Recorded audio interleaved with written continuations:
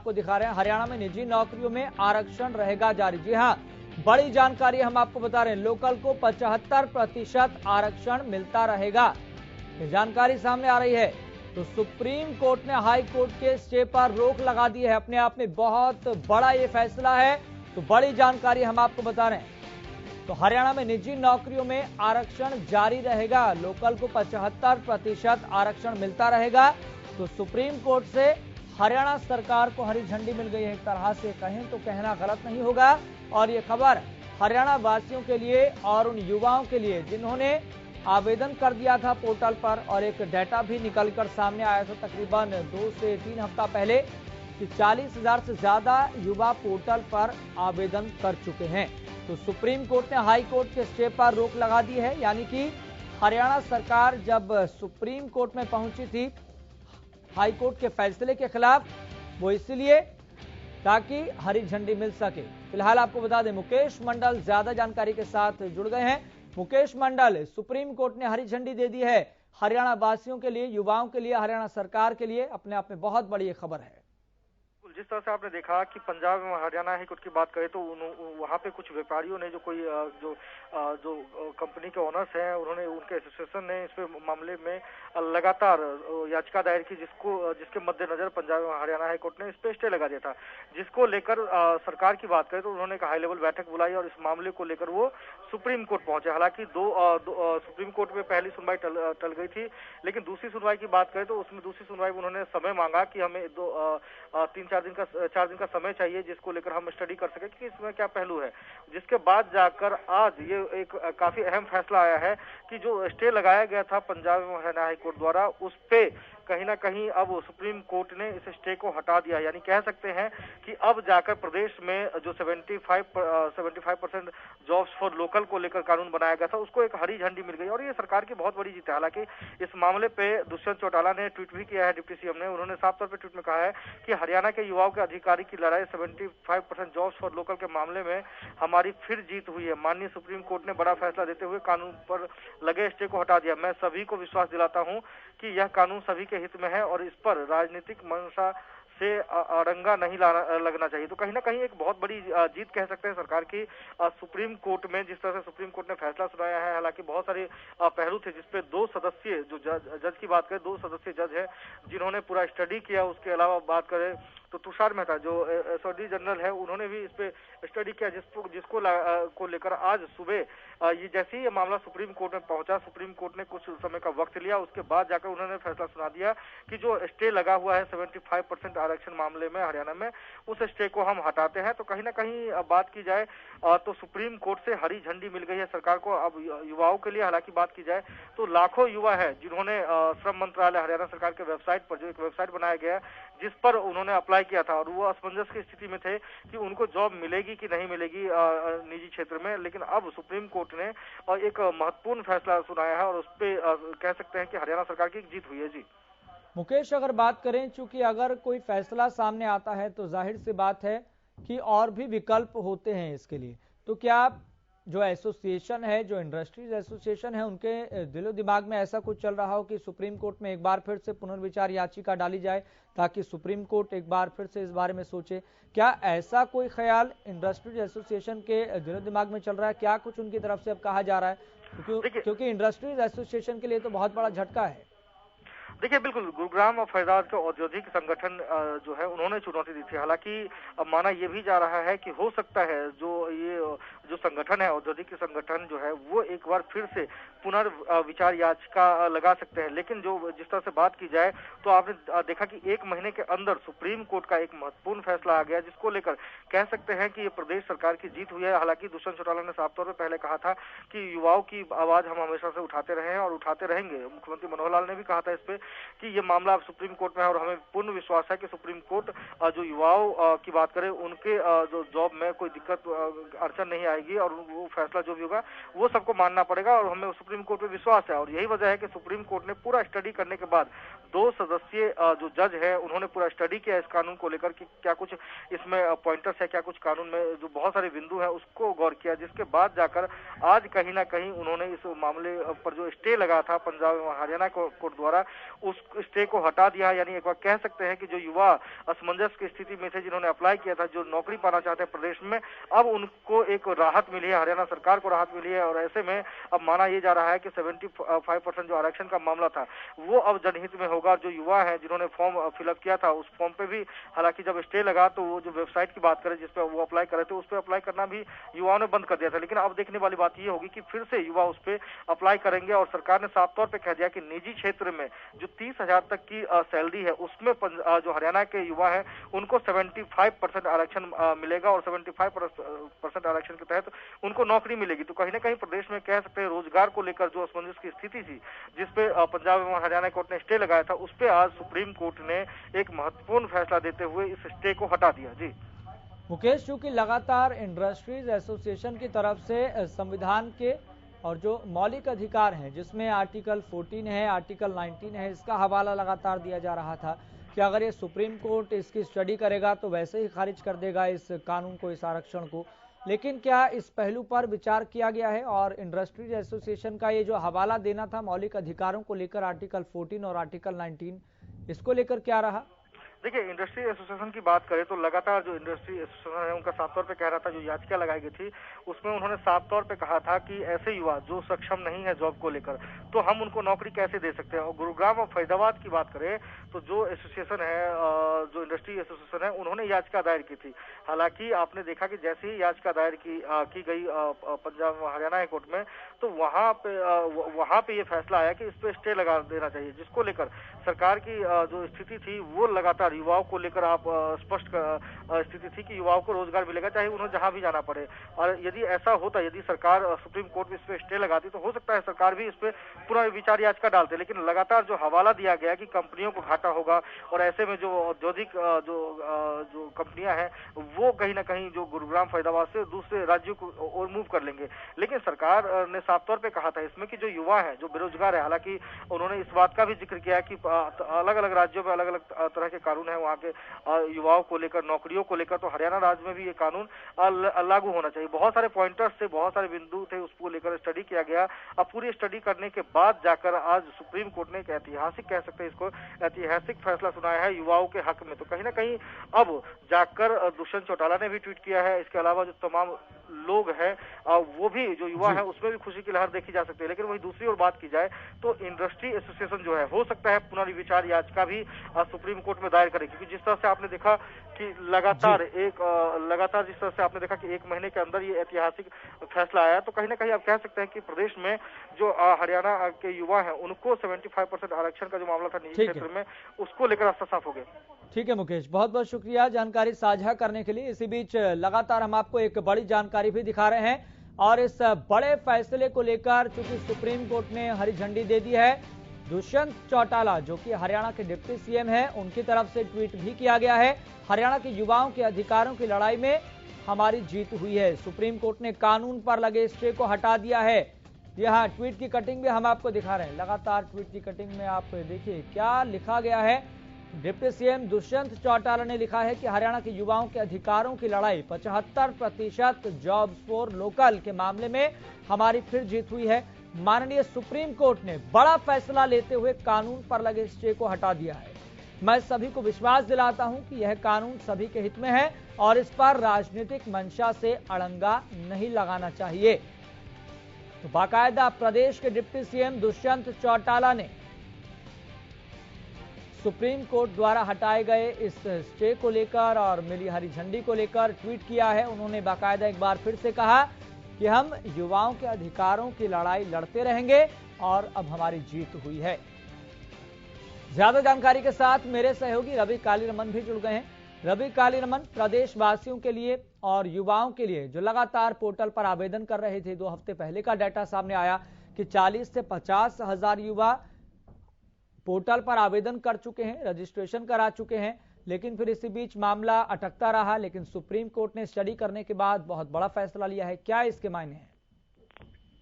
बिल्कुल, ये देखिए जिस प्रकार से बड़ा फैसला सुप्रीम कोर्ट की तरफ से आया है, निजी क्षेत्र में 75% नौकरियों का आरक्षण का जो मामला था उस पर हाई कोर्ट के द्वारा स्टे लगा दिया गया था। तमाम एसोसिएशन, चाहे फरीदाबाद इंडस्ट्रियल एसोसिएशन की बात करें या फिर गुरुग्राम इंडस्ट्रियल एसोसिएशन की बात करें, वो कोर्ट पहुंच गए थे। उनका लगातार कहना था कि इंस्पेक्टर राज हावी हो जाएगा, फैक्ट्रियां पलायन कर जाएंगी, ये जो नियम है इस नियम के चलते कहीं ना कहीं जो योग्य उम्मीदवार हैं वो वंचित रह जाएंगे।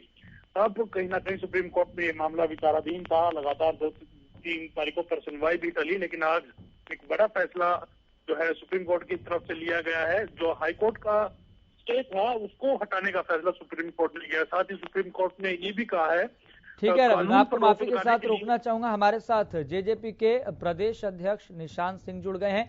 निशांत जी, आपका बहुत बहुत स्वागत है। चलिए, फोन डिस्कनेक्ट हो गया है, एक बार फिर से कनेक्ट करने की कोशिश करेंगे। हमारे साथ लगातार हमारे संवाददाता रवि कालीरमन भी बने हुए हैं। रवि कालीरमन, कितना बड़ा ये फैसला हो रहा है, इसके क्या मायने हैं? Over to you.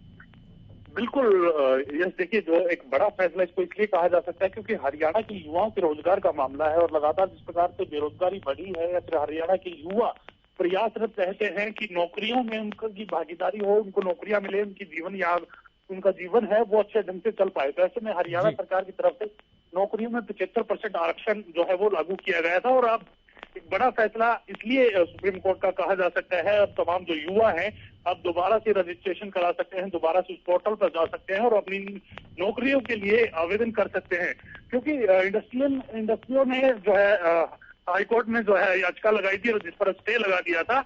अब सुप्रीम कोर्ट ने कहा है कानून पर रोक लगाने के लिए पर्याप्त कारण नहीं दिए गए थे, इसलिए स्टे हटाया जाता है और आने वाले 1 महीने के अंदर अंदर जो है तमाम जो ये मामला है इसका निपटारा करने के लिए भी सुप्रीम कोर्ट ने हाई कोर्ट को निर्देश। ठीक है रवि, मैं आपको माफी के साथ रोकना चाहूंगा। हमारे साथ जेजेपी के प्रदेश अध्यक्ष निशांत सिंह जी एक बार फिर से जुड़ गए हैं। निशांत जी, आपका बहुत बहुत स्वागत है हरियाणा न्यूज पर। जी निशांत जी, कितना बड़ा फैसला और कितने बड़े आप इसके मायने देख रहे हैं? सुप्रीम कोर्ट ने हरी झंडी दे दी एक तरह से लोकल फॉर 75%। देखिए, जब कानून बनाया गया तो एक सोच थी कि हमारे जो बेरोजगार बच्चे उनकी वेलफेयर के लिए जरूरी था और बड़ा सोच समझ के बनाया गया। पहले से हमारे देश के अंदर कई स्टेट्स में ही है और हमें तो इस बात का मलाल है कि हमें सुना नहीं गया। तो मेरा ख्याल है कि जैसे पहले से तय था ऐसे फैसला दे दिया गया, कुछ त्रुटियां नहीं थी और हमने तो कहा था कि हम बड़ी से बड़ी लड़ाई लड़ेंगे इस कानून को दोबारा से लागू करवाने के लिए। तो बहुत खुशी है कि माननीय न्यायालय ने जो है ना जो फैसला दिया है जनहित में है, नौजवान जो पीढ़ी है उसके हित में है। जी, लेकिन निशांत सिंह जी, इसे क्या आप पूरी तरह से जीत मान रहे हैं? क्योंकि इंडस्ट्रीज एसोसिएशन जो लगातार आर्टिकल 14, आर्टिकल 19 का हवाला दे रही थी कि ये तो इक्वालिटी के खिलाफ है, आरक्षण कर दिया तो फिर दूसरे राज्य के लोग कैसे आएंगे। बहुत सारी परेशानियां याचिका में बताई गई थी और बाकायदा पर्सनली भी बहुत सारी चीजें बताई जा रही थी। आपको क्या उम्मीद थी जेजेपी और बीजेपी को कि सुप्रीम कोर्ट में जाएगा, कानून के तराजू पर इसको हरी झंडी मिल जाएगी? हम स्टेट को रिप्रेजेंट करते हैं और हमें अन्य राज्यों की निस्बत हमारे राज्य के जो बच्चे हैं पढ़े लिखे बेरोजगार हैं उनकी ज्यादा चिंता है। और फिर भी ये मान के चले कि जो डोमिसाइल है हरियाणा का, वो बिहार का हो, उड़ीसा का हो, यूपी का हो, उसको कोई मनाही नहीं है।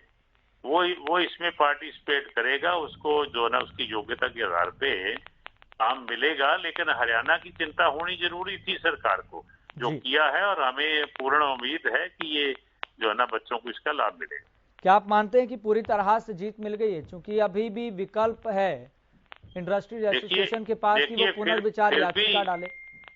फिर भी कोई दिक्कत आती है तो हम पूरी मजबूती से लड़ेंगे जी, अपने प्रदेश के हित में, अपने प्रदेश के बच्चों के हित में लड़ेंगे जी। क्योंकि विपक्ष भी लगातार इस मुद्दे को लेकर हमलावर रहता है। उन्होंने तो इसे असंवैधानिक बता दिया था, ये कहा था कि ये तो प्रदेश सरकार का ढकोसला है, केवल ख्याली पुलाव दिखाए जा रहे हैं युवाओं को। विपक्ष जब कुछ करने में सक्षम नहीं होता या कर नहीं पाता तो फिर दूसरे के ऊपर ऐसे आरोप लगाता है। मैं समझता हूं कि विपक्ष के आरोप जो है ना बिल्कुल निराधार थे और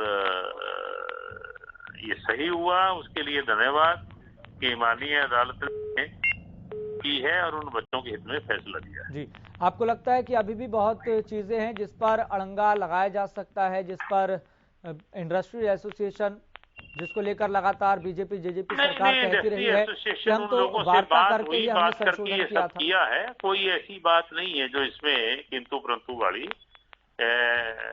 प्रदेश की सरकार को इंडस्ट्री की भी चिंता है, लेकिन उन बेरोजगार लोगों की भी चिंता है।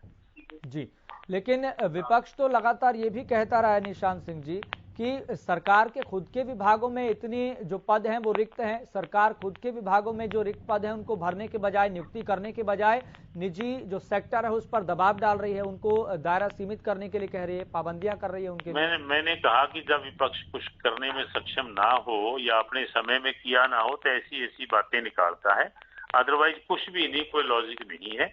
और ये कानून बिल्कुल सही और प्रदेश के हित में है और मुझे लगता है कि इसका लाभ मिलेगा बच्चों को। ठीक है निशांत जी, बहुत बहुत शुक्रिया अपना कीमती समय देने के लिए, बातचीत करने के लिए। सर बहुत बहुत शुक्रिया। हमारे साथ बीजेपी प्रवक्ता सत्यव्रत शास्त्री भी जुड़ गए हैं। सत्यव्रत जी, आपका बहुत बहुत शुक्रिया जुड़ने के लिए। धन्यवाद जी। सत्यव्रत जी, सुप्रीम कोर्ट के कानून के तराजू पर ये सही साबित हुआ है, हरी झंडी मिल गई है लोकल फॉर 75% को, कितने बड़े आप इसके मायने देख रहे हैं?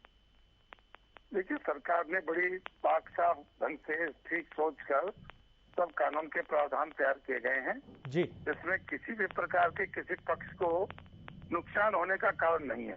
ब्रेन को भी और सामान्य स्किल आदमी को भी समान अवसर मिलेगा और सब सरकारों पर ये दबाव बनेगा कि अपने यहाँ जो आबादी है उसको आपकी जिम्मेवारी है कि आप उसको कैसे रोजगार और अवसर प्रदान करें। तो हरियाणा से पहले भी कुछ स्टेटों में है, लेकिन हरियाणा ने बेहतरीन कानून बनाकर अपने जो वचनबद्धता थी उसको पूरा किया है। और सुप्रीम कोर्ट के मोहर के बाद तो ये बात स्पष्ट हो गया कि हरियाणा जो कुछ करता है वो जन सामान्य सबका साथ सबका विकास को आधार मानकर काम करता है।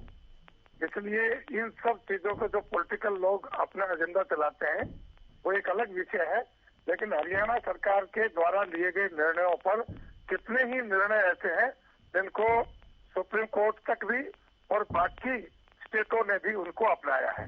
जी, तो सत्यव्रत शास्त्री अवसर जी, पर ये कहूंगा कि हमारी सरकार के काम पर माननीय सुप्रीम कोर्ट ने एक बार फिर मोहर लगाई है जी, अनेक लेकिन कामों के अवसर पर होते हुए भी एक बार फिर मोहर लगाई है।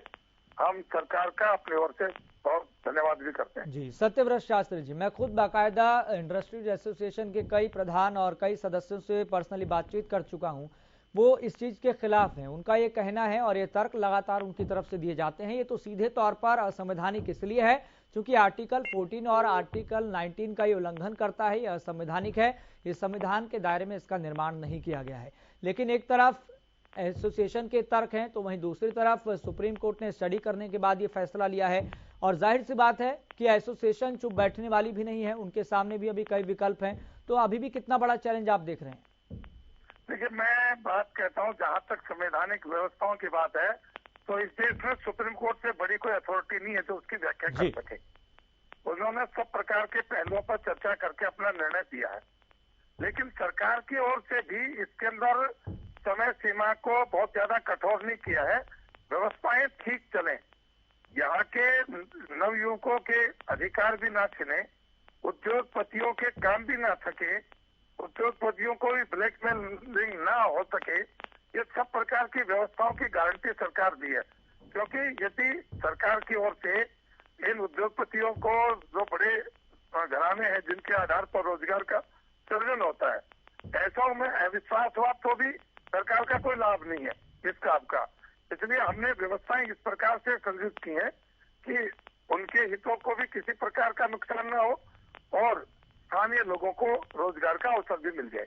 जी, सत्यव्रत शास्त्री जी, ठीक है, सरकार की इंटेंशन बहुत अच्छी है, सरकार की मंशा अच्छी है, लेकिन अभी भी कितना बड़ा आप इसे चैलेंज के तौर पर देख रहे हैं? इंडस्ट्रीज एसोसिएशन, जाहिर सी बात है उनके लिए ये बहुत बड़ा झटका है, लेकिन क्या आप इसे पूरी जीत मानते हैं? चूंकि एक और विकल्प जिसे हम बेसिक तौर पर जानते हैं कि पुनर्विचार याचिका एसोसिएशन की तरफ से डाली जा सकती है, उनके पास विकल्प है। देखिए, वो तो जब तक सुप्रीम कोर्ट अपने विचार अपना जो निर्णय सुनाया है वो है, यदि कोई और भी किसी के माध्यम से कोई सजेशन आएगा, सरकार के दरवाजे उसमें अमेंडमेंट के लिए कभी बंद नहीं हुए। किसी भी कानून में इतनी व्यवस्थाएं होती हैं और सरकार और विधायिका इसलिए बनाई जाती है कि एक बार कानून बनने के बाद उसकी समीक्षा समय समय पर होती है और उसमें जिन प्रावधानों को आवश्यक समझा जाता है उनको उसमें जोड़ दिया जाता है। तो यदि उद्योगपतियों की, बाकी सब एसोसिएशन की यदि कहीं कोई सुझाव ऐसा आएगा जिससे कि व्यवस्थाएं ठीक करने में सहायक होंगी। तो मैं मानता हूं कि सरकार उन सब के सुझावों को भी अपने साथ रखकर इस काम को आगे बढ़ाएगी। ठीक है सत्यव्रत शास्त्री जी, मैं आपके पास लौटूंगा क्योंकि इस विषय पर बातचीत करना बहुत जरूरी है। अपने आप में बहुत बड़ा ये मसला है और बहुत बड़ा फैसला सुप्रीम कोर्ट द्वारा ये दिया गया है। स्टे पर जो रोक लगी हुई थी उसे हटा दिया है। एक तरह से कहें कि हरी झंडी सुप्रीम कोर्ट ने दे दी है, कानून के तराजू पर तोल कर देख लिया है और इस पर हम लगातार चर्चा भी कर रहे हैं। हमारे साथ मेरे सहयोगी न्यूज रूम से जुड़ गए हैं मुकेश मंडल। मुकेश मंडल, कितने बड़े इसके मायने हैं? सुप्रीम कोर्ट ने कानून के तराजू पर इसे तोला, जबकि दूसरी तरफ विपक्ष का ये तर्क लगातार दिया जा रहा था ये तो असंवैधानिक है, सरकार ने बना कैसे दिया, ये युवाओं के साथ छल है, ढकोसलेबाजी है, ढोंग किया जा रहा है नौकरी के नाम पर, इस तरह की बातें रखी जा रही थी। तो वहीं पर दूसरी तरफ सुप्रीम कोर्ट ने ये कहें कि हरी झंडी दे दी है तो कहना गलत नहीं होगा। देखिए यश, इसमें दो चीजें हैं। हालांकि आपने देखा कि जिस तरह से पंजाब एवं हरियाणा हाई कोर्ट ने जो फैसला सुनाया और जो पानी गुरुग्राम की बात करें हम या फरीदाबाद की बात करें, जो एसोसिएशन जो है जो औद्योगिक संगठन है उनके द्वारा याचिका दायर की गई थी जिसमें साफ तौर पे कहा गया था जो ऐसे वर्कर हमें नहीं मिलेंगे, ऐसे एम्प्लॉय हमें नहीं मिलेंगे जो काम कर सके, तो 75% आरक्षण सरकार जो कंपनियों पर थोप रही है। तो ऐसे में जो उनकी औद्योगिक है जो उनका इंडस्ट्री है वो कहीं ना कहीं बर्बादी के कगार में चला जाएगा। इसका जिक्र उन्होंने अपनी याचिका में किया था, जिसको लेकर पंजाब एवं हरियाणा हाईकोर्ट ने इस पे रोक लगा दिया, स्टे लगा दिया कि इस कानून को हमें स्टे लगाते। जिसके बाद जो सरकार की बात करें, हाई लेवल बैठक बुलाई गई, उसके बाद जाकर सरकार की तरफ से, हरियाणा सरकार की तरफ से एक याचिका दायर की गई सुप्रीम कोर्ट में, जिसमें साफ तौर पर कहा है कि हमने 75% आरक्षण को लेकर, युवाओं को नौकरी को लेकर हमने कानून बनाया प्रदेश में, जिसपे हाई कोर्ट ने स्टे लगा दिया है। जिसको लेकर सुप्रीम कोर्ट ने, आपने देखा कि स्टडी किया, उन्होंने सब कुछ देखा, जो तमाम पहलुएं थी उस पर उन्होंने गौर किया, चर्चा किया। उसके बाद जाकर आज कहीं ना कहीं सुप्रीम कोर्ट ने एक आदेश जारी किया है। सबसे पहले आदेश में कहा गया है कि जो स्टे लगाया गया है उस स्टे को हम हटाते हैं। वही दूसरी बिंदुओं पर बात करें तो उन्होंने साफ तौर पर पंजाब एवं हरियाणा हाईकोर्ट को आदेश दिया है कि 1 महीने के अंदर आप तमाम जो पहलू है उसको पढ़े, फिलहाल इसको स्टे को हटाए, 1 महीने के अंदर आप इसको देखें और इस पे जजमेंट दे। तो कहीं ना कहीं कह सकते हैं कि हाई कोर्ट को सुप्रीम कोर्ट ने आदेश दिया है कि जो इसमें जो महत्वपूर्ण बिंदु है उस पर आपने गौर नहीं किया, उस पर आपको गौर करना चाहिए और तमाम जो पहलू है उसको ध्यान में रखते हुए आप 1 महीने के अंदर इस पे आप अपना फैसला दे। तो कहीं ना कहीं कह सकते हैं कि एक बहुत बड़ी जीत है सुप्रीम कोर्ट से सरकार की।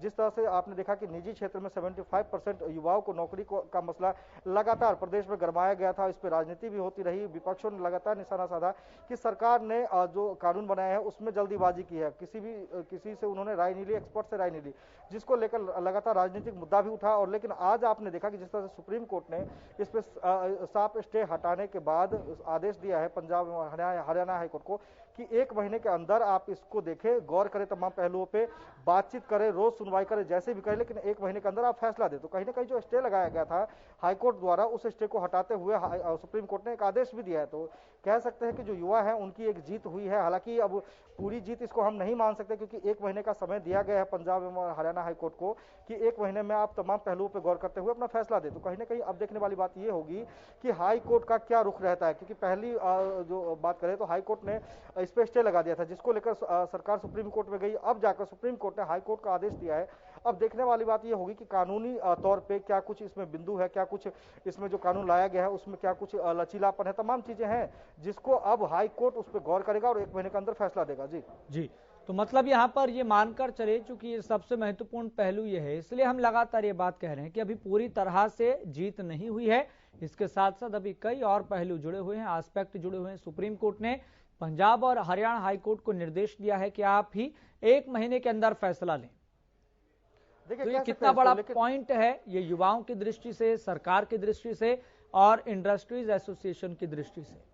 देखिए, न्यायपालिका पे सबका भरोसा होता है और यही वजह है कि सुप्रीम कोर्ट से जब स्टे लगा तो जो हरियाणा सरकार है, जो गठबंधन की सरकार है, वो सुप्रीम कोर्ट पहुंचे। लेकिन सुप्रीम कोर्ट ने जिस तरह से आपने देखा कि तो कहीं जो आदेश दिया, स्टे हटाया है, सबसे पहले तो उन्होंने स्टे हटा दिया कि आप जल्दीबाजी करके किसी मामले में फैसला आप नहीं सुना सकते हैं। इस पे फिलहाल स्टे हटाया जाता है, 1 महीने का आपको वक्त दिया जाता है। इस पर आप सुनवाई करें, जैसे भी जो करना है, चाहे दोनों पार्टियों से बात करें, एसोसिएशन से बात करें, आप सरकार से बात करें, उस पर जाकर जो कानून बनाया गया उसको तमाम बिंदुओं को आप पढ़े, उसके आधार पर आप अपना फैसला दें, तो कहीं ना कहीं ये होगा। हालांकि पुनर्विचार की बात करें तो पुनर्विचार याचिका इसमें इसलिए नहीं बनता है क्योंकि हाई कोर्ट में सरकार जो है उन्होंने पिटीशन दायर की थी स्टे के खिलाफ, जो हाई कोर्ट ने स्टे लगाया था उसके खिलाफ। तो कहीं ना कहीं अब एक कह सकते हैं एक जीत है सरकार की और युवाओं के लिए। हालांकि जो युवा थे जो असमंजस की स्थिति में थे कि 75% आरक्षण के तहत उन्होंने अप्लाई किया है, पोर्टल पे जाकर श्रम विभाग हरियाणा सरकार का जो पोर्टल है। लेकिन मुकेश, क्या क्या अड़चने और क्या क्या चैलेंजेस अभी भी आ सकते हैं सरकार के सामने और इंडस्ट्रीज एसोसिएशन के सामने, और पलड़े के हिसाब से देखें तो किसका पलड़ा इन तर्कों के आधार पर ज्यादा भारी दिखाई दे रहा है? देखिए, पलड़े की बात करें तो साफ तौर पे आप देख सकते हैं कि जिस तरह से हाई कोर्ट ने स्टे लगाया तो सुप्रीम कोर्ट में सरकार गई और सुप्रीम कोर्ट ने इस स्टे को हटाया और 1 महीने का आदेश दिया है हाई कोर्ट को। तो कहीं ना कहीं सरकार का पलड़ा तो अभी भारी नजर आ रहा है।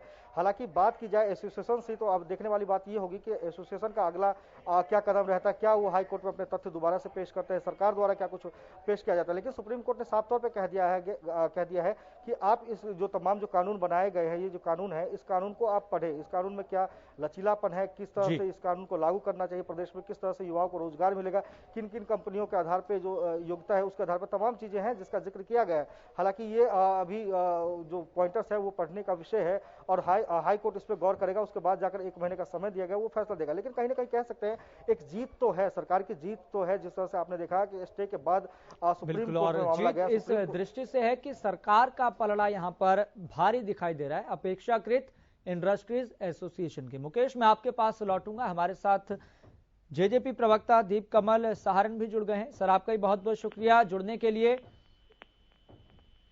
धन्यवाद जी। दीप कमल जी, लगातार मैं इस बात पर चर्चा कर रहे हैं, चूंकि जेजेपी का ये घोषणा पत्र का ये सबसे महत्वपूर्ण मुद्दा था कि सरकार में आएंगे तो प्रदेश के युवाओं को निजी नौकरियों में आरक्षण देंगे, वो भी 75% तक। कानूनी पचड़ों में पड़ा और कानूनी पचड़ों में पड़ने के बाद हुआ ये कि पंजाब और हरियाणा हाईकोर्ट ने स्टे लगा दिया, फिर मामला सुप्रीम कोर्ट तक पहुंचा।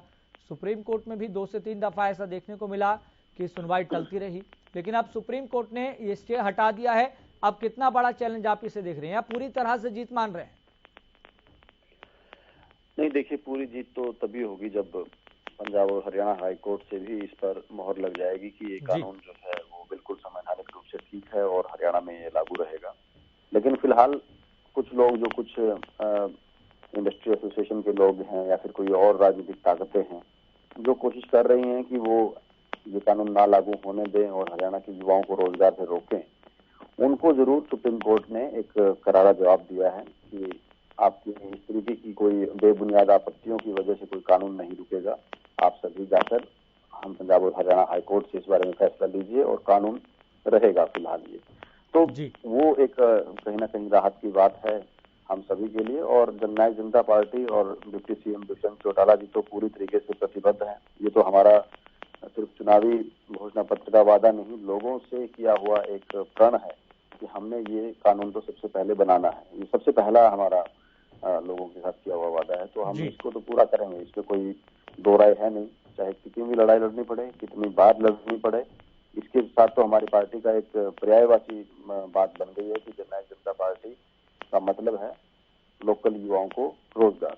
तो वो तो हम उस सिद्धांत पर कायम रहेंगे, उसमें कोई। और एक बात जो मैं बीच में सुन रहा था कि सुप्रीम कोर्ट ने ये कहा है कि जो एम्प्लॉई हैं उन पर कोई फिलहाल कोई एक्शन ना लिया जाए, वो कार्रवाई नहीं की जा सकती, ये बात कही गई है जी। वो कानून का हिस्सा है पहले से, कि जो पहले से काम कर रहे हैं किसी भी उद्योग में, वो इस कानून के से कोई प्रभावित नहीं होगा। ये कानून सिर्फ भविष्य में होने वाली नियुक्तियों के लिए है, जो इसके लागू होने के बाद कहीं पर भी नई जॉब क्रिएट होंगी या नए लोग रखे जाएंगे उनमें भी सिर्फ 30,000 रुपए तक की नौकरी के लिए और 10 कर्मचारियों से ज्यादा वाले संस्थानों पर। अगर कहीं पे 5, 8, 10 तक भी कर्मचारी काम करते हैं तो उस पर भी ये लागू नहीं होगा।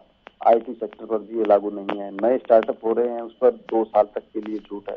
तो बहुत सारी ऐसी चीजें हैं जिससे किसी को घबराने की स्थिति पैदा होने वाली नहीं है। ये तो एक कहीं ना कहीं कोई मंशा दिखती है। लेकिन दीप कमल जी, जब इंडस्ट्रीज एसोसिएशन खुले दिल से इस बात को कह रहे हैं कि ये याचिका हमने लगाई है, तो इसको पॉलिटिकल एजेंडे के तौर पर जोड़कर देखना कितना सही है। मैं बाकायदा खुद कई इंडस्ट्रीज एसोसिएशन के लोगों से बातचीत कर चुका हूं। उन्होंने कहा कि हमारा पॉलिटिकल पार्टी से कोई कनेक्शन नहीं होता है, ये हमारा खुद का मानना है, क्योंकि हम नहीं चाहते हैं, हम चाहते हैं कि प्रदेश के युवाओं को नौकरी मिले, लेकिन ये गलत तरीका है, दबाव बनाया जा रहा है और इससे होगा ये कि जो इंडस्ट्रीज हैं वो प्रदेश से पलायन कर जाएंगी, दूसरे स्टेट में चली जाएंगी। जाहिर सी बात है, तो इसमें पॉलिटिकल एजेंडा क्यों देखा जा रहा है? देखिए, पहली बात तो ये कि जिस तरीके से कुछ एसोसिएशन, अगर कोई 2-3 एसोसिएशन कहीं गई हैं, तो 20-30 एसोसिएशन के साथ सरकार की बातचीत हुई है जी। पहले हुई है, पिछले 1.5 साल में लगातार हुई है और उन्होंने सहमति दी है। बड़े से बड़े उद्योगपति हरियाणा सरकार के जो इससे संबंधित कार्यक्रम हुए उनमें आए हैं और ऑनलाइन भी जुड़े हैं बड़े बड़े उद्योगपति। सबने बातों को स्वीकार किया और उनके जो सुझाव थे, उनकी जो दिक्कतें थी, वो सरकार ने सुन के और कानून में अमेंडमेंट भी किया है। ये भी आप सामने देखिए, जो कानून पहले विधानसभा में पास हो गया था, उसमें अमेंडमेंट करके, उसमें बदलाव करके उसको दोबारा से, क्योंकि उसमें उद्योगपतियों के सुझाव शामिल किए गए थे जी। दूसरी बात यह कि जहां तक राजनीतिक मंशा की आपका जिक्र कर रहे हैं आप, क्या आपके ही चैनल पर बार बार हम नहीं सुनते कि कांग्रेस के लोग दोहरी बातें करते हैं, इंडियन नेशनल लोकदल के लोग दोहरी बातें करते हैं, कुछ और राजनेता है जो दबी जुबान में इधर उधर की बातें करते हैं, और एसोसिएशन में लोग आखिरकार होते तो इंसान ही हैं, वो भी कहीं ना कहीं सामाजिक रूप से किसी से जुड़े भी हो सकते हैं, तो वो बहुत ज्यादा चर्चा की बात नहीं। लेकिन आप खुद देखिए कि पंजाब में वहाँ के जो कांग्रेस के मुख्यमंत्री दावेदार हैं अभी घोषित, चरणजीत सिंह चन्नी जी मुख्यमंत्री जो है वहाँ पे फिलहाल भी, वो कल क्या कह रहे थे, वो वहाँ के पंजाबियों के लिए कितनी बड़ी बात कह रहे थे। और हमने तो कभी किसी राज्य का नाम लेकर नहीं कहा कि हम किसी राज्य के खिलाफ हैं, किसी कहीं के कर्मचारी के खिलाफ हैं। हम तो सिर्फ ये कहते हैं कि हमारे यहाँ के युवाओं को 30,000 तक की नौकरियों में 75% हिस्सा दे दें, और अगर किसी स्किल के लिए नहीं मिलते हैं लोग, तो हम खुशी खुशी ये मंजूरी देने को जिला प्रशासन तैयार रहेगा कि आप उसके लिए बाहर से, दूसरे राज्यों से कर्मचारी ले आए, कोई दिक्कत नहीं है उसके। ठीक है दीप कमल जी, मैं आपके पास ठीक है मैं आपके पास लौटूंगा दीप कमल जी, क्योंकि ये बहुत बड़ा विषय है और अब सुप्रीम कोर्ट ने भी 2 चीजें बहुत अच्छे तरीके से स्पष्ट की है यहाँ पर। पहला ये कि पंजाब और हरियाणा हाई कोर्ट को यहाँ पर निर्देश दिया गया है कि आप 1 महीने के अंदर फैसला सुनाएं, और इसके साथ साथ दूसरी बड़ी बात यहाँ पर यह है कि जो एम्प्लॉयर है उस पर आप एक्शन नहीं ले सकते, 4 महीने के अंदर नहीं ले सकते एक्शन। तो यानी कि अभी सुनवाई होनी है, अभी भी कई चैलेंजेस। दीप कमल जी, मैं आपके पास लौटूंगा क्योंकि हमारे साथ सत्यव्रत शास्त्री लगातार जुड़े हैं, बीजेपी के प्रवक्ता हैं। सत्यव्रत शास्त्री जी, क्योंकि बातचीत होती है तो बात में से ही बात निकल कर आती है। 2 पॉइंट यहां पर निकलकर सामने आए हैं कि सुप्रीम कोर्ट ने स्टे हटाया है, इसका मतलब ये नहीं कि संवैधानिकता के दायरे पर यह कानून कितना ठीक है, और दूसरा पॉइंट ये भी बता दिया सुप्रीम कोर्ट ने कि पंजाब और हरियाणा हाई कोर्ट ही इस पर फैसला लेगा। स्टे तो हटा दिया है, लेकिन पंजाब और हरियाणा हाई कोर्ट को निर्देश दिए गए हैं कि 1 महीने के अंदर फैसला लेना है। और तीसरा पॉइंट यहां पर यह है कि आप एम्प्लॉयर पर एक्शन नहीं ले सकते। किस तरीके से देखें? देखिए, मैं इस बारे में, तीनों बारे में मेरा कहना यह है जी कि मैंने पहले भी अपने बयान में कहा है कि सरकार के पास दोनों व्यवस्थाओं को ठीक करने के लिए जो जो सुझाव और जो हमारे पास उनके विकल्प आएंगे, सरकार उनको मांगने के लिए बिल्कुल तत्पर रहेगी, क्योंकि हमें दोनों चैलेंजों को स्वीकार करके दोनों के बीच व्यवस्था स्थापित करनी है। पहला वो जो हरियाणा के बेरोजगार युवा हैं उनको रोजगार का अवसर देना, और जब रोजगार के अवसर देने वाला ही नहीं रहेगा तो रोजगार मिलेगा कैसे? इसलिए उन उद्योगपतियों को और उन बड़ी फर्म्स के साथ भी कि उनके हितों पर कल न चोट न पहुंचे, जिससे कि रोजगार ही खत्म ना हो जाए बेरोजगार के लिए। तो उन दोनों के बीच सामंजस्य बैठाने के लिए जो भी सुझाव माननीय सुप्रीम कोर्ट, माननीय हाई कोर्ट या बाकी एसोसिएशन जो भी उनके सुझाव पहले माने गए हैं और भी कोई रास्ता सुझाना चाहेंगे तो सरकार उनको मानने के लिए सदा तत्पर है। सरकार की ओर से जब हाई कोर्ट ने और सुप्रीम कोर्ट ने कोई दिशा निर्देश दिया है उसका अक्षर से पालन करने का प्रयास किया है और आगे भी ऐसा करेंगे। तीसरी बात, जो कानून की कसौटी पर तो स्टे होना और सत्य हटना, ये दोनों भी महत्वपूर्ण है। जैसे हाई कोर्ट ने स्टे लगाया तो भी लोगों के सामने कहा कि भाई कुछ न कुछ गड़बड़ है, लेकिन जैसे ही माननीय सुप्रीम कोर्ट ने स्टे हटाया तो सब लोगों के दिमाग में ये भी बात है कि सब कुछ तो गलत नहीं हो सकता। ऐसा होता तो माननीय सुप्रीम कोर्ट इस पर अपना स्टे हटाने की बात नहीं करता। और दूसरा जो आप कर रहे हैं कि एम्प्लॉयर के ऊपर किसी प्रकार का एक्शन ना हो, उसके लिए सरकार पहले से आश्वस्त है और उन सबके बीच कोई कड़ी कार्रवाई ना करके समझौते के साथ व्यवस्था खड़ी करने के लिए इन सब चीजों को, पहलुओं को ध्यान में रखते हुए आगे बढ़ेगी। लेकिन जो आपका एम्प्लॉयमेंट एक्ट है उसमें इस बात का जिक्र है कि हरियाणा में जो प्राइवेट कंपनियां हैं उनमें 75% नौकरियां हरियाणा के डोमिसाइल रखने वाले लोगों को मिलनी है। ऐसा नहीं होने पर कंपनी पर एक्शन की बात भी है। तो इसलिए सुप्रीम कोर्ट ने इस बात को स्पष्ट किया है कि जो एम्प्लॉयर है आप उस पर एक्शन नहीं ले सकते 4 महीने के अंतर्गत जब तक ये मामला पूरी तरह से स्पष्ट नहीं हो सकता। मैं उसी बात को दोहरा रहा हूँ कि प्रारंभिक दौर है, कानून की व्यवस्था को अपनाने में कुछ व्यवस्थाओं को ध्यान में रखना होता है, उसमें टाइम पीरियड भी तय है और उसके लिए भी टाइम पीरियड में ऐसा नहीं है कि उसके बाद भी होगा। हम समझते हैं कि हमने व्यवस्था खड़ी करने के लिए किया है, कोई तानाशाही या किसी एक पक्ष को नुकसान और एक पक्ष को लाभ देने की बात नहीं है। दोनों पक्षों को लाभ हो, दोनों पक्ष व्यवस्था को अपनाकर आगे बढ़े, इसलिए उसके ऊपर कार्रवाई का विषय नहीं है। कार्रवाई तब होगी जब सब व्यवस्थाएं खड़ी हो जाएंगी, सबकी शंका और आशंकाएं निर्मूल हो जाएंगी, उसके बाद इस प्रकार की बातें आएंगी। और माननीय सुप्रीम कोर्ट ने जो ये कहा है उसका भी सरकार पूरी तरह ध्यान रखेगी, किसी पर किसी प्रकार की कड़ी कार्रवाई की करने से बचेगी। जी, चूंकि सत्यव्रत शास्त्री जी, विपक्ष भी लगातार हमलावर है, विपक्ष की तरफ से क्या प्रतिक्रिया आ रही है ये भी हम जानने की कोशिश करेंगे। आप हमारे साथ लगातार बने रहिए। हमारे साथ केवल ढींगरा जुड़ गए हैं, कांग्रेस प्रवक्ता। केवल ढींगरा जी, पंजाब हाई कोर्ट ने स्टे लगाया, सुप्रीम कोर्ट तक बात पहुंची तो सुप्रीम कोर्ट में कई दौर की सुनवाई टल गई और आज ये फैसला आया कि सुप्रीम कोर्ट ने स्टे हटा दिया है और 2 चीजें साथ में स्पष्ट कर दी है कि आप एम्प्लॉयर पर 4 महीने तक कोई एक्शन नहीं ले सकते और एक और बात स्पष्ट कर दी है कि अब ये जो फैसला है ये पंजाब और हरियाणा हाई कोर्ट ही लेगी और वो भी 1 महीने के अंदर आपको फैसला देना पड़ेगा। फिलहाल विपक्ष का क्या स्टैंड है? देखिए, सबसे बड़ी बात ये थी इसमें कि जो 75% रोजगार देने की बात थी, इसमें 15 साल का टाइम जो था, डोमिसाइल वाला टाइम था, उसको घटाकर इन्होंने 5 साल कर दिया था। बेसिकली कोर्ट ने इस पक्ष को अभी सुना नहीं है पूरी तरह से, क्योंकि जब तक कोर्ट इस पक्ष पे 75% रोजगार के ऊपर आएगी तो कोर्ट अपना रिमेट 75% रोजगार पे देगी। लेकिन जहां तक डोमिसाइल की बात है, डोमिसाइल सरकार ने 15 साल से 5 साल कर दिया है, जिससे हरियाणा के लोगों को सीधा नुकसान होने वाला है इस बात से। अब इशू ये नहीं है कि 75% नौकरियां देने की बात थी या नहीं देने की बात थी, बात ये थी कि डोमिसाइल को 15 साल से 5 साल किया गया, जिससे हरियाणा के लोगों को इस बात का फायदा होने वाला नहीं है। लेकिन कांग्रेस को ऐसा क्यों लग रहा है, जबकि बीजेपी का साफ तौर पर यह स्टैंड है कि हमारा मकसद यही है कि प्रदेश के युवाओं को वो भी 75% तक आरक्षण मिले। लेकिन आप ये डोमिसाइल का ये पॉइंट रखकर आप ये कैसे साबित कर सकते हैं कि क्या आधार है कि युवाओं को फायदा नहीं होगा? ये दोनों तर्क अपने आप में विरोधाभासी हैं। सरकार का तरफ एक तरफ है, कांग्रेस का तरफ एक तरफ है। देखिए, बात ये है, पूरे देश के अंदर डोमिसाइल सिस्टम जो है वो 15 साल का है। एक हरियाणा स्टेट ऐसी है जिन्होंने इसको चेंज करके 5 साल कर दिया। आप इस बात को समझे, जो हरियाणा का वासी है तो 70% रोजगार तो उसी को मिलेगा ना।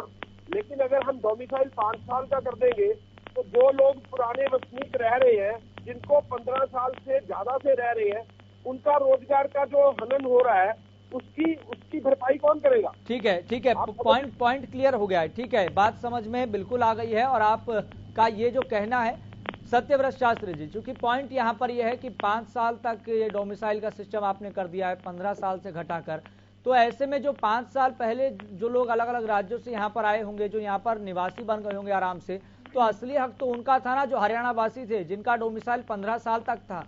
बात तो बिल्कुल जायज है और ये बात भूपेंद्र सिंह हुड्डा भी लगातार कई प्रेस कॉन्फ्रेंस में कह चुके हैं। देखिए, मैं इस बात का पक्षकार हूँ पहले दिन से, और सरकार इसी मंशा से काम कर रही है कि इस सारे विषय में विशेषज्ञों की माननीय सुप्रीम कोर्ट की, हाई कोर्ट की, और जो लोग इससे किसी न किसी रूप में प्रभावित हो रहे हैं उनके सुझाव जो हैं वो धरातल पर उतरे। ऐसे जो भी सुझाव होंगे सरकार ने माने हैं, उनके बाद भी यदि किसी को शंका है तो बैठकर बातचीत करने में जो निर्णय होंगे उन निर्णयों को मानने के लिए हम तैयार हैं। इसके बाद कोई विषय नहीं रहता। केवल ढींगराज जी को, भूपेंद्र जी को तो केवल राजनीति के बयान देकर अपना पीछा छुटाने की बात आती है। उनको अपने समय में कुछ व्यवस्थाएं ठीक हुई नहीं, जब ये सरकार कुछ व्यवस्थाएं ठीक करने में लगी है तो उसके अंदर बयानबाजी करके उस विषय को टालना चाहते हैं। इतना ही कांग्रेस का अपना मन है, इससे ज्यादा कांग्रेस की भूमिका नहीं है। ठीक है सत्यव्रत शास्त्री जी, मैं आपके पास लौटूंगा। हमारे साथ जेपी मल्होत्रा जुड़ गए हैं, डीएलएफ एसोसिएशन के अध्यक्ष हैं। जेपी मल्होत्रा जी, आपका बहुत बहुत स्वागत है। धन्यवाद जी। जेपी मल्होत्रा जी, सारी प्रक्रिया सभी के सामने है। सुप्रीम कोर्ट ने स्टे हटा दिया है, हालांकि कई बातों को स्पष्ट किया है कि आप एम्प्लॉयर पर एक्शन नहीं ले सकते, और इसके साथ साथ ये भी स्पष्ट कर दिया है कि पंजाब और हरियाणा हाई कोर्ट को 1 महीने के अंदर फैसला लेना होगा। तो फिलहाल एसोसिएशन किस तरह से इस स्टे हटने को देख रही है? देखिए, ऐसा है, जो सुप्रीम कोर्ट ने आज कहा है वो सर्वोपरि है, तो सबको मान्य होना चाहिए। पहली बात तो है ये। हम सुप्रीम कोर्ट के वर्डिक्ट को कभी भी क्वेश्चन नहीं करते हैं। उन्होंने कहा है कि हाई कोर्ट से साइड कर दिया और 4 हफ्ते के अंदर आपस में पूरी तरह सुलझाया जाए।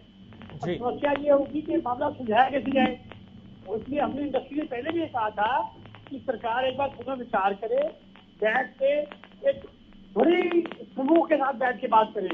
2-4 आदमियों के साथ बैठ के बात नहीं होनी है। तमाम हरियाणा के जो इंडस्ट्री एसोसिएशन है उनके साथ छोटी छोटी मीटिंग करके, कुछ बड़ी मीटिंग करके, एक आपस में समन्वय बना के, एक मत राय बना के इसका जो है ना विचार निकलेगा। लेकिन जेपी मल्होत्रा जी, मैं आपको माफी के साथ रोक रहा हूं, क्योंकि मेरे को एक बात यहां पर रखनी है, स्पष्ट करवानी है। एक बात ये, क्योंकि प्रदेश के डिप्टी सीएम दुष्यंत चौटाला खुद इस बात को कह चुके हैं कि मैं कई इंडस्ट्रीज एसोसिएशन के, बल्कि ये कहूं कि प्रदेश के सभी एसोसिएशन के साथ हमने बातचीत की है, वार्ता की है। जो 50,000 तक वाला प्रावधान था उसे घटाकर बातचीत करने के बाद 30,000 किया गया। तो क्या बातचीत नहीं हुई थी क्या? देखिए, जैसे अब डिप्टी सीएम साहब जो कहें मैं उसको क्वेश्चन नहीं करता हूँ। कब बात हुई, कहाँ बात हुई, ये एटलीस्ट फरीदाबाद की तो मालूम नहीं है लोगों को जी। और हम तो शुरू से कह रहे हैं कि भाई जब बातचीत शुरू में भी ऐसा एक्ट आ रहा है, ऐसी बात है उन्होंने फरीदाबाद में एक फंक्शन में कही थी। और उसके बाद जो प्रोसेस कॉन्स है, क्वेश्चन तब उसको एक्ट सामने आता है, उसकी इम्प्लीमेंटेशन में क्या दिक्कत होगी। तो अभी भी दरवाजे खुले हुए हैं सरकार के भी और इंडस्ट्री के भी। सरकार हमारी है, हम इंडस्ट्री के, हम सरकार के हैं। बैठ की बातचीत होगी, और तब तक हरियाणा सरकार से गुजारिश है कि वो किसी भी इंडस्ट्री के ऊपर दबाव नहीं डाले जी। लेकिन जेपी मल्होत्रा जी जो है जेपी मल्होत्रा जी, ठीक है, इस बात में कोई दो राय नहीं है कि ये जो बातचीत के जरिए ही समाधान निकलना है, लेकिन ये बात समझ नहीं आ रही है कि फिर बात अटकी कहाँ हुई है, और जो इंडस्ट्री एसोसिएशन है वो इस बिल को लेकर चाहता क्या है? वो क्या चाहता है कि चाहे 30,000 का जो प्रावधान कर रहा है कि जिन निजी नौकरियों में, निजी सेक्टर में, उसे क्या करना चाहिए, क्या सुझाव देना चाहेंगे आप? जो हमने चैलेंज किया है, चैलेंज किया है जी FIA ने, वो है कॉन्स्टिट्यूशनल बेसिस के ऊपर जी, कि आप किसी को बाध्य नहीं कर सकते कि आप अपनी फैक्ट्री कैसे चलानी है जी। नंबर 1, जो भी हिंदुस्तान का एक नागरिक बाशिंदा है वो कहीं भी नौकरी करने, अपनी जीविका कमाने के लिए स्वतंत्र है, और कॉन्स्टिट्यूशन ने उसको राइट दिया है। तो क्वेश्चन फंडामेंटल राइट का भी आ जाता है इसमें जी। तो सारी बातें जब बैठेंगे ना जी, अब जितने भी मुद्दे हमने रिट में लगाए हैं FIA ने या किसी और ने लगाए हैं, उन मुद्दों को बैठ के एक बार सब डिसाइड हो जाएगा। बताइए इसके बारे में क्या विचार है आपका, इसके बारे में इंडस्ट्री का क्या विचार है। और मैं नहीं समझता कि फैसला करने में वो देरी होगी या दिक्कत होगी। सिर्फ ये है कि दोनों पक्षों को लचीला और प्रैक्टिकल जो है रुख अपनाना होगा। जिसकी बात नहीं है इसमें, हमें मिलवतन से एक सामूहिक राय बनानी है ताकि सरकार की मंशा जो है वो भी पूरी हो, इंडस्ट्री को किसी किस्म की दिक्कत ना हो, इंडस्ट्री को किसी किस्म प्रेशर ना हो, सेक्टर आज वापस आए। जी जेपी मल्होत्रा जी, मैं आपके पास लौटूंगा। हमारे साथ राजनीतिक दलों के प्रवक्ता मौजूद हैं, आप भी बात जरूर सुनिएगा, क्योंकि बातचीत के जरिए समाधान निकलना है, वार्ता के जरिए समाधान निकलना है। हमारे साथ लगातार जेजेपी प्रवक्ता दीप कमल सहारण भी जुड़े हुए हैं। दीप कमल जी, आप भी लगातार बात सुन रहे होंगे और मैंने आपको शुरुआती तौर पर भी ये कहा कि मैंने खुद पर्सनली इंडस्ट्रियल एसोसिएशन के कई सदस्यों से, प्रधानों से, अध्यक्ष से बातचीत की है। उनका यह कहना है कि संवैधानिकता के दायरे पर ये बिल्कुल ठीक नहीं बैठता है, सरकार को इस ओर ध्यान देना चाहिए। उनका सीधे तौर पर यह कहना है कि आप आर्टिकल 14 और आर्टिकल 19 का उल्लंघन कर रहे हैं, जो कि मौलिक अधिकार है, और ये बात गलत तो नहीं है ना? देखिए, फिर आपने एक्ट पढ़ा नहीं है। आप एक्ट अगर देखेंगे तो उसके अंदर जो जो प्रोविजन किए गए हैं वो आर्टिकल, आप 14 और 19 की बात कर रहे हैं। अगर आप आर्टिकल 16 क्या कहता है, आर्टिकल 16 ये कहता है कि जो सरकारी नौकरियां हैं उनमें आप जो है इन आधार पर जो है वो कोई बाध्यता नहीं पैदा कर सकते। उसमें निजी क्षेत्र के रोजगार का जिक्र नहीं है। दूसरी बात, जब कानून बनने की प्रक्रिया होती है तो उसको सरकार का जो विधि विभाग है वो पूरी तरीके से देखता है। एजी ऑफिस उसको पूरे तरीके से मापता है। अगर कोई संविधान के खिलाफ है, एजी ऑफिस सहमति नहीं देगा, क्योंकि उनके सिग्नेचर होते हैं, उनके साइन किए जाते हैं, साइन करते हैं वो लोग। उसके बाद विधानसभा में पास होने के बाद कानून राज्यपाल के पास जाता है। राज्यपाल उसको फिर से एग्जामिन करते हैं और इस कानून के जो प्रक्रिया है वो मैं आपको बताऊं, उसमें राज्यपाल ने भी स्पष्टीकरण मांगे थे। वही स्पष्टीकरण जो अब 38 की 10वीं बार हम एक्सप्लेन कर रहे हैं, वही उस तरीके के एक्सप्लेनेशन बहुत पहले इसकी प्रक्रिया के दौरान दिए जा चुके हैं, इंडस्ट्रियल एसोसिएशन को भी दिए जा चुके हैं। जब आमने सामने बात होती है तो सारी बातें एक एक कानून के भाषा में और सब तरीके से स्पष्ट रूप से रखी जाती है, तो समझ में आ भी जाता है। लेकिन अब अगर कोई नए नए तरीके से, यही तो कहा है सुप्रीम कोर्ट ने, आज यही तो कहा है, आप विस्तृत जजमेंट पढ़िएगा जब आएगी शाम तक। मैं अभी मेरे सामने है, मैं देख रहा हूँ जो उनके कमेंट है सुप्रीम कोर्ट के, कि हाई कोर्ट बिना बात को समझे और बिना पूरी बहस हुए इंटरिम स्टे नहीं देना चाहिए। उन्होंने नहीं दिया है, गलत तरीके से इंटरिम स्टे लगाया है। यही कहा है सुप्रीम कोर्ट ने कि आप 1 महीने में पूरी सुनवाई कीजिए, दोनों पक्षों को सुनिए ठीक से। और जब सुप्रीम कोर्ट में बात गई थी तो हरियाणा सरकार के वकीलों ने कहा था कि 90 सेकंड की सुनवाई हुई थी, जिसमें स्टे लगा दिया गया है। जी, हम यही कह रहे हैं कि हमारी बात को सुनिए, हमें हमारे कानून को एक्सप्लेन करने का अवसर दीजिए, वही मांगा गया है। जी, कोई भी जी ठीक है दीप कमल जी, जो भी होगा वो बात की बात है। लेकिन हमारे साथ जेपी मल्होत्रा जुड़े हुए हैं, आपने उनकी बात सुनी होगी। उन्होंने कहा कि 3-4 लोगों से बातचीत करके इसका मतलब ये नहीं है कि सभी इस बात पर सहमति जता चुके हैं। आपको सभी इंडस्ट्रीज एसोसिएशन को साथ बैठाना चाहिए। प्रदेश में कितनी सारी इंडस्ट्रीज एसोसिएशन है, उनके आप अध्यक्षों को बैठाइए। मैंने उनसे सवाल पूछा जेपी मल्होत्रा जी से कि डिप्टी सीएम तो ये कह रहे हैं कि हमने सभी इंडस्ट्रीज एसोसिएशन से बातचीत की है, फिर उसके बाद फैसला लिया है। उन्होंने कहा कि 3-4 लोगों से बातचीत करने का मतलब ये नहीं है कि सभी सहमत है। तो बातचीत कहाँ हुई, ये तो ये बात कह रहे हैं जेपी मल्होत्रा जी। लेकिन मैं उनसे इस बात से यहाँ इस मंच पे कोई तर्क में नहीं पढ़ना चाहूंगा। अब उन्होंने किस हिसाब से 3-4 कह दिया, मैं ये भी नहीं गिनना चाहूंगा। आपने खुद कहा कि आपने बात की है, आपने बात की है, क्या वो हरियाणा की इंडस्ट्रियल एसोसिएशन के 80-90% लोग हैं? मैं ये भी आपसे नहीं पूछना चाहूंगा। लेकिन ये सारी बातें एटलीस्ट एक अच्छे मंच पर हो, हाईकोर्ट के मंच पर हो, राज्य सरकार के मंच पर हो, तो ही उनकी सार्थकता है। यूं कहने को तो अब इसमें मैं कांग्रेस के प्रवक्ता का भी सुन रहा था, वो अब 5 साल के जो एक कानून है उस पर ढींगरा जी कुछ कह रहे थे, तो वो मतलब क्या चाहते हैं? वो ये तो तय कर लें कि वो क्या चाहते हैं, कि वो हरियाणा के युवाओं को, यहाँ रहने वाले लोगों को रोजगार दिलवाना चाहते हैं कि नहीं दिलवाना चाहते। एक बार कहे तो सही कि हाँ हम दिलवाना चाहते हैं, हम इस कानून के पक्ष में, ये अच्छा कानून बनाया गया है, जरूरी है, लेकिन इसमें ये सुधार कर दीजिए। ढींगरा जी, भविष्य पड़ा है, आपकी सरकार आ जाएगी कभी हरियाणा में, अगर आप लोग मेहनत करोगे तो तब आप इसको 5 से बढ़ाकर 15 या 50 कर देना बेशक। लेकिन एक सार्थक कोशिश है कि वो लोग जो यहाँ काम करते हैं वो यहाँ बसें। अगर आज भी कोई यहाँ आकर बस रहा है और 5 साल के लिए यहाँ पर काम करता है, 5 साल का अपना यहाँ का सर्टिफिकेट बनवा ले, फिर वो इक्वल एज हरियाणवी हो जाएगा, करें यहीं पर नौकरी। दुष्यंत चौटाला जी ने एक विस्तृत आर्टिकल लिखा था, इसमें उनका जो थॉट था वो था एम्प्लॉयमेंट विद अटैचमेंट। कि आपको जिस जगह काम करते हो वहां के प्रति अटैचमेंट होनी चाहिए आपकी। कंपनियां जब कोई नौकरी देती हैं तो कहती है ना कि आप हमारे साथ 4-5 साल काम करोगे ना, 6 महीने के लिए 2 महीने के लिए तो नहीं आए हो ना जी।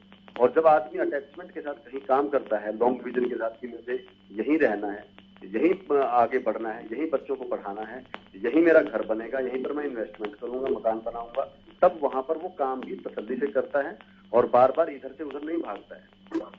यही सिर्फ पर्पज है।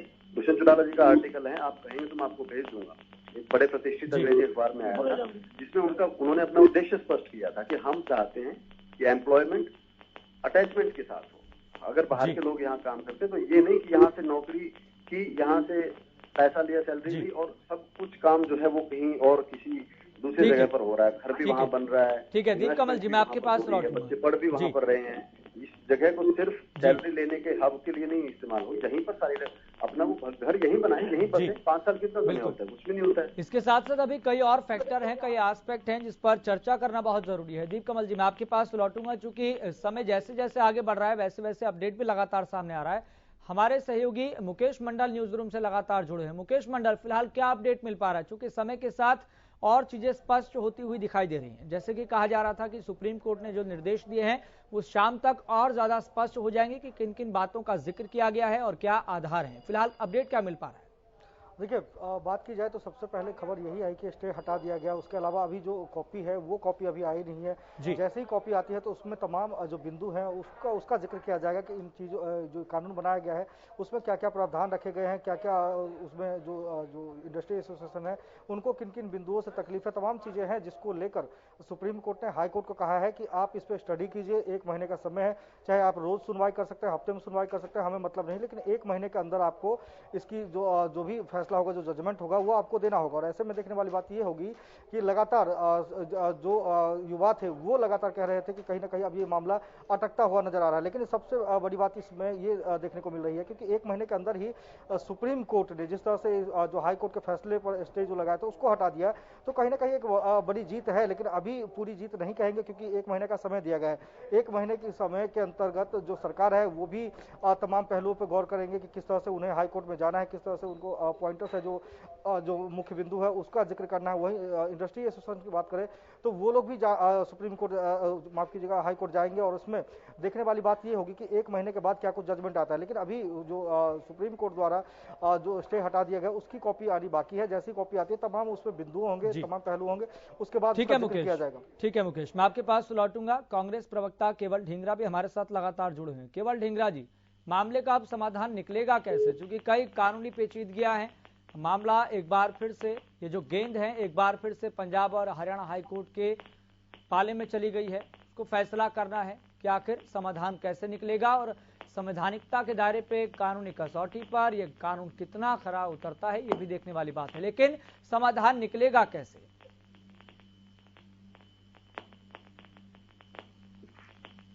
केवल ढींगरा जी, आवाज सुन पा रहे हैं आप? जी सुन पा रहा हूं जी। केवल ढींगरा जी, मामले का समाधान कैसे निकलेगा? एक तरफ सरकार के तर्क हैं, दूसरी तरफ इंडस्ट्रियल एसोसिएशन के तर्क हैं और तीसरी तरफ एक बार फिर से ये गेंद पंजाब और हरियाणा हाई कोर्ट के पाले में जा चुकी है। ये बात ये है कि कोर्ट भी फैसला करेगी इस मामले में, लेकिन हरियाणा सरकार ने जो रिड्यूस किए रोल, अपना रोल जो है वो नहीं निभाया। अगर हरियाणा सरकार अपना रोल निभाती तो ये काम ऐसा नहीं होता। हरियाणा सरकार ने डोमिसाइल को कम करने का काम किया, इसमें कोई दो राय नहीं। केवल ढींगरा जी, आपकी आवाज ठीक ढंग से हम तक नहीं पहुंच पा रही। एक बार फिर से मैं आपके पास आऊंगा। जो तकनीकी खामी आ रही है मैं अपनी टीम से कहूंगा कि उसको दुरुस्त किया जाए। सत्यव्रत शास्त्री भी लगातार हमारे साथ जुड़े हैं। सत्यव्रत शास्त्री जी, अब ये जीत की लड़ाई कितना दूर दिखाई दे रही है, कितना आसान दिखाई दे रही है, कितना मुश्किल दिखाई दे रही है?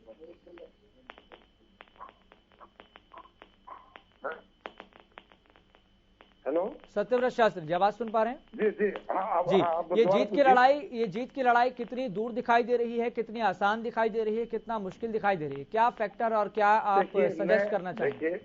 देखिए, मैं बिल्कुल स्पष्ट कहना चाह रहा हूँ, न ये हार का विषय है न जीत का विषय है। जी। ये एक व्यवस्था खड़ी करने का विषय था। जी। हमने तमाम विशेषज्ञों से और कानूनविदों से सलाह करके और फिर हरियाणा विधानसभा में इस कानून को पास किया जी।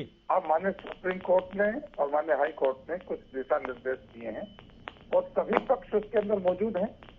सभी पक्षों को हमने पहले भी सुना था, उनके पास कोई नया अमेंडमेंट यदि आया होगा जी। और वो माननीय हाई कोर्ट के सामने रखेंगे और माननीय हाई कोर्ट क्योंकि आप उनके इशारे पर है तो जो दिशा निर्देश देंगे उसको सरकार मानेगी। लेकिन हमने ये कानून केवल हार और जीत के लिए नहीं, हरियाणा में एक व्यवस्था खड़ी करने के लिए कि हरियाणा के उद्योगपति भी आगे बढ़े और हरियाणा का बेरोजगार युवा को भी रोजगार मिले, इस एक व्यवस्था को खड़ी करने के लिए इस कानून को बनाया था। इसमें हार और जीत का कोई विषय नहीं रह जाता, इसलिए सब पक्ष ठीक रहेंगे और जो माननीय सुप्रीम कोर्ट हाई कोर्ट निर्णय देंगे, हमने अपना एक काम किया है, उस काम के अंदर सब पक्षों से सलाह मशविरा करके तमाम प्रावधान उस समय जो ध्यान में आए उनको रखा है। आगे भी कोई विशेषज्ञ और हाई कोर्ट सुप्रीम कोर्ट यदि कोई निर्देश देगा उसका पालना की जाएगी जी। लेकिन सत्यव्रत शास्त्री जी, आप कह रहे हैं कि ये जीत की कसौटी पर इसे नहीं देखना चाहिए, इस दृष्टिकोण से नहीं देखना चाहिए। खुद दुष्यंत चौटाला इसे जीत की दृष्टि से देख रहे हैं, कह रहे हैं कि हमारी इस मामले पर जीत हुई है। देखिए वो एक पॉलिटिकल बयान कैसे भी हो सकता है, लेकिन ये जो कानून बना था ये व्यवस्था के लिए था, तो हार और जीत को चैलेंज करने के लिए नहीं था। हारेंगे किसी और जीतेंगे किसी, दोनों पक्ष अपने हैं। लेकिन इंडस्ट्रियल एसोसिएशन को मनाएंगे कैसे सर? सुनिए मैं बता रहा हूँ, जब उद्योग नहीं होंगे तो नौकरी किसको मिलेगी, और जब बेरोजगारों का रोजगार ही नहीं मिलेगा तो उद्योगपति किस काम के होंगे। इन दोनों में एक व्यवस्था खड़ी करने के लिए इस कानून की व्यवस्था की गई है और सब पक्षों को सुनकर तमाम बिंदुओं को ध्यान में रखकर इस कानून का निर्माण किया है।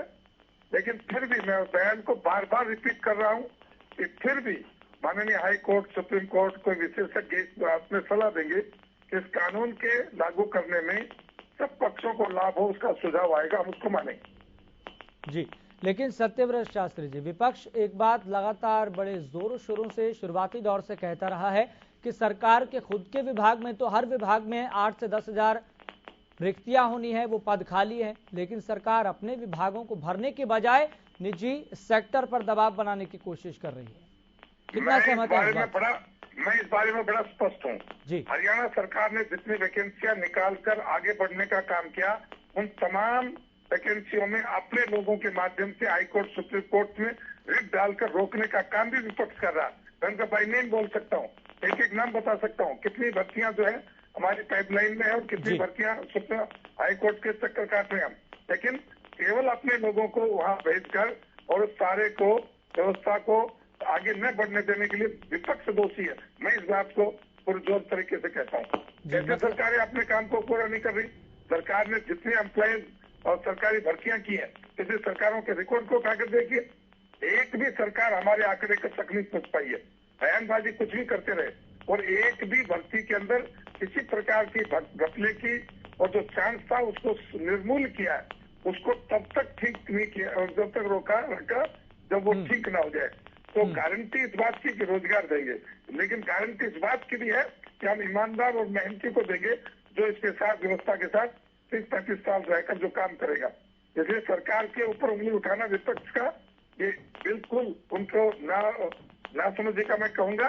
अपने समय में क्या क्या हुआ, किस प्रकार से भर्तियां की, भाई भतीजावाद चला और जिस प्रकार से भ्रष्टाचार चला, हमने अपनी सरकार ने यदि कहीं कोई गुंजाइश तो स्वयं आगे होकर उन सब व्यवस्थाओं को ठीक करने के लिए, चाहे अपने ऑफिसों में अपने कार्यरत कार्यकर्ताओं के हाथ छापे मारकर उनको पकड़ने का काम किया हो, तो स्वयं अपने से आगे चलकर पेपर लीक के मामले हो। सत्यव्रत शास्त्री जी, सरकार की इंटेंशन अच्छी है, सरकार की इंटेंशन अच्छी है, सरकार की इंटेंशन अच्छी है कि प्रदेश के युवाओं को नौकरी मिलनी चाहिए, हर हाथ को रोजगार मिलना चाहिए।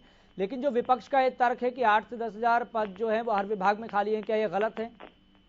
नहीं, मैं कह रहा हूँ गलत नहीं है, लेकिन उसकी भर्ती प्रक्रिया आगे बढ़ रही है। लेकिन ये भी गलत नहीं है कि उन भर्तियों को रोकने के लिए जो गलत अपखंडों का काम होता है वो भी विपक्ष कर रहा है। ठीक है, क्या झूठ नहीं है? ठीक है सत्यव्रत शास्त्री जी, मैं आपके पास लौटूंगा। चूंकि प्रदेश के डिप्टी सीएम दुष्यंत चौटाला ने इस पूरे प्रकरण को लेकर एक ट्वीट भी किया है, वो भी हम आपको दिखा दे।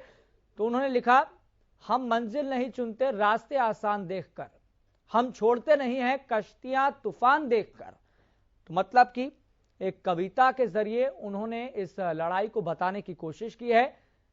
हम मंजिल नहीं चुनते हैं रास्ते आसान देखकर, हम छोड़ते नहीं हैं कश्तियां तूफान देखकर। मतलब उन्होंने एक बार फिर से कहीं ना कहीं भीतर खाने से बताने की कोशिश की है कि हम युवाओं के लिए अधिकारों की लड़ाई लड़ते रहेंगे। सत्यव्रत शास्त्री जी, दुष्यंत चौटाला ने ट्वीट किया है और ये बताने की कोशिश की है इस कविता के जरिए एक बार फिर से, भले ये डायरेक्टली दिखाई दे रहा हो या फिर इनडायरेक्टली। उन्होंने कहा कि युवाओं के अधिकारों की लड़ाई, उनके हक की लड़ाई हम लड़ते रहेंगे। कितना महत्वपूर्ण यह बयान आप देखते हैं। चलिए, फोन डिस्कनेक्ट हो गया है, हम एक बार फिर से फोन कनेक्ट करने की कोशिश करेंगे। दीप कमल सहारण हमारे साथ लगातार जुड़े हुए हैं, जेजेपी के प्रवक्ता हैं। दीप कमल जी, किस तरीके से आप दुष्यंत चौटाला का ये ट्वीट देख रहे हैं? क्योंकि लगातार जेजेपी अपने मकसद को स्पष्ट करती रही है समय समय पर, चाहे 2019 की बात हो या फिर वर्तमान की बात हो, लेकिन अभी कितना बड़ा आप ये चैलेंज देख रहे हैं और क्या फैक्टर हैं जो अभी फिलहाल जेजेपी पार्टी को परेशान कर रहे हैं कि कुछ ना कुछ तो है जो अड़ंगा डल सकता है, परेशानी आ सकती है? नहीं, देखिए, पूरी बात उनके ट्वीट में और उन दो पंक्तियों में स्पष्ट हो जाती है जी। आप जो कह रहे कि कौन सी बात जेजेपी को परेशान कर रही है, तो वो दूसरी लाइन में लिखा है कि हम छोड़ते नहीं है कश्तियां तूफान देखकर। जी। कोई भी दिक्कत है, अब 2-2.5 साल अब लोगों ने तो तब जब हमने पहली बार जींद में रैली के मंच से इस बात की घोषणा की तब भी कहा था कि ये तो सिर्फ हवाई बात है और ऐसी बातें हैं, ऐसे कानून बनते नहीं है। फिर जब मैनिफेस्टो में उसमें सबसे पहली लाइन ये लिखी कि हम 70% का कानून बनाएंगे, तब भी लोगों ने कहा कि ऐसा कुछ नहीं होने वाला है, इनकी तो सरकार बननी नहीं है, इस वजह से इतने बड़े बड़े और निराधार वादे कर रहे हैं। और उसके बाद जब उसका प्रपोजल लेके आए सरकार में, तब भी अड़चने आई। विधानसभा के स्तर पर भी बहुत बहस हुई, राज्यपाल महामहिम के वहां पर भी बात जाके रुकी, लेकिन हम रुके क्या? जननायक जनता पार्टी नहीं रुकी, डिप्टी सीएम दुष्यंत चौटाला भी नहीं रुके, और यही उन्होंने पहली लाइन में लिखा है कि हम मंजिल नहीं चुनते रास्ता आसान देखकर। जी, लेकिन दीप कमल जी, ये जो तूफान का अभिप्राय हम क्या निकालें? दीप कमल जी, तूफान कौन है ये, इसका अभिप्राय क्या निकालें? जैसा कि लगातार बीजेपी और लगातार आप भी कह रहे हैं कि ये तूफान हमारे लिए विपक्ष है जो अड़ंगा डालने का काम कर रहा है, ये पॉलिटिकल एजेंडा है, ये तूफान इंडस्ट्रियल एसोसिएशन है, ये क्या है? कहाँ विपक्ष में तूफान वाली ताकत है? ये तो लोगों को बहकाकर और कोई भी दोहरी बातें करके आज के दिन कुछ बात कर रहे हैं, कल कोई और बात करते हैं। वो एक समय का दौर होता है, एक लोकतंत्र में सब लोगों की सुनवाई होती है, बस उसी का फायदा उठाने वाली बात है, उससे ज्यादा कुछ नहीं है। ये तो ठीक है कि एक प्रक्रिया है, अब हमें कानून के हिसाब से एक मजबूत कानून बनाना था जिसमें सारी बातें समाहित हों और जो टिकाऊ हो, तो उसमें वक्त लगता है, उसमें अभी हमें 2 साल लगे हैं और अब ये कानूनी प्रक्रिया भी है, इसमें भी हो सकता है कुछ महीने गुजर जाएंगे, लेकिन ये तो सुप्रीम कोर्ट ने बहुत ही अच्छा निर्णय दिया कि 1 महीने के अंदर हाई कोर्ट इसका फैसला दे, इस पर सुनवाई पूरी करे अपनी, तो ये तो और अच्छा हो गया। नहीं तो फिर लिटिगेशन में चीजें लंबे समय तक चलती रहती हैं और धैर्य से काम करना पड़ता है राजनीति में, तो वो धैर्य है जननायक जनता पार्टी के पास और हमारा इरादा पक्का है। ऐसा नहीं है कि कोई हम लोगों को एक पल खुश करने के लिए कोई बात कह देते हैं। आप जब भी कोई हमारी तरफ से बात कही जाती है तो उसे गौर से सुनिए और हम उसके बारे में गंभीर होते हैं। यही बात उन्होंने की है और आने वाले समय में भी आप देखेंगे तो कोई भी बात कही गई हो, देर लगेगी और उसका रास्ता भी बेशक टेढ़ा मेढ़ा बने, लेकिन वो पूरा किया जाएगा जो बात कही गई। ठीक है दीप कमल जी, बहुत बहुत शुक्रिया जुड़ने के लिए, अपना पक्ष रखने के लिए। केवल ढींगरा जी, आपका भी बहुत बहुत शुक्रिया।